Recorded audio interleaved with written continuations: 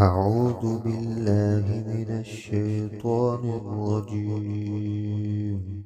بسم الله الرحمن الرحيم. ألف لام ميم.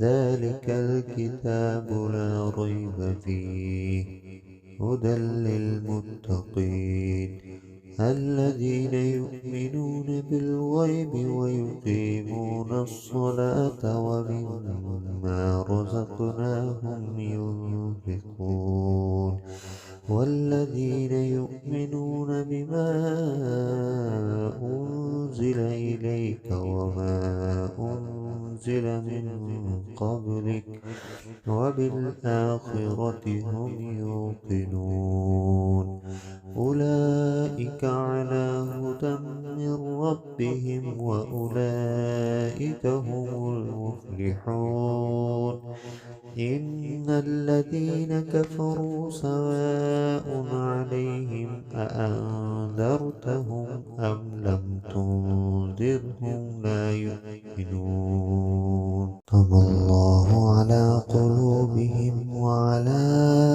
سمعهم وعلى أبصارهم غشاوة ولهم عذاب عظيم.